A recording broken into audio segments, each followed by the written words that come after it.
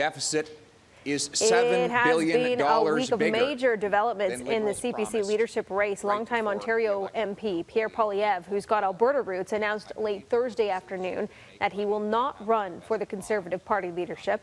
In a Facebook post, Poilievre said that running would be too tough on his family at this time. Poilievre will continue to serve his Carleton constituents as an MP. He was expected to announce his candidacy this Sunday. This comes on the heels of Rona Ambrose and Charest also saying they won't run. This is where we bring in Danielle Smith to help us continue this conversation, because it's a big one. Everyone's dropping out before it even gets going here, Danielle. Very surprising. I mean, I thought initially that Jean Charest dropped out because that was a sign that Rona Ambrose was in. And then Rona Ambrose dropped out. And I thought, oh, well, maybe they're trying to clear the path for someone like Pierre Poilievre, because his campaign manager was to be Jenny Byrne, which was Stephen Harper's campaign manager. So I thought maybe he's got the touch of the former leader. And now he's out. So people are conjecturing that this might leave a clear path for Peter MacKay, and others are suggesting that Christy Clark might jump in.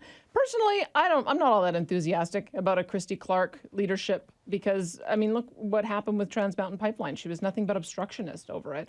It would be half built by now if she hadn't stood in the way of it and created a circumstance where the Green NDP alliance would be able to stall it for the last couple of years. So I don't think that she's the type of leader that is going to garner success in the areas where the Conservative parties must win if they're going to broaden out. They must continue to win Alberta and Saskatchewan. And so they've got to choose a leader that isn't going to fracture that base off, because we've seen in the past what happens is if Western Conservatives feel like they're not being listened to, not being respected, they just form a brand new party. And there is already a movement for a brand new party that is formed in this Wexit campaign. So I think the Conservatives have to be very careful to make sure that they choose somebody who is consistently supportive of the interests of Alberta and Saskatchewan, as well as finding those areas of crossover where you can get support in Atlantic, Quebec, and in Ontario. And I think Peter MacKay fills the bill. He's got a long history in politics, great pedigree. His dad was a cabinet minister as well,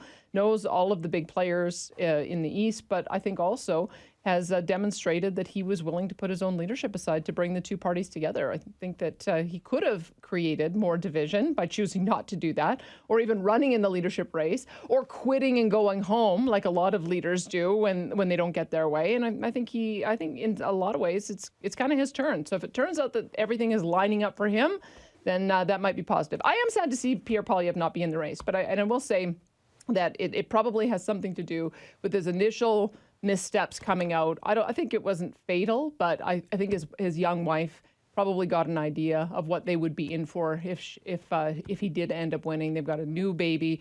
It's not his time now, but I suspect we will see him again at some point in the future. Well, it's certainly an interesting conversation, and we've got a few months left to talk about it before it's official. Danielle, thanks for this. Yeah, thank you. You can listen to Danielle's show today starting at 9:30 on Global News Radio.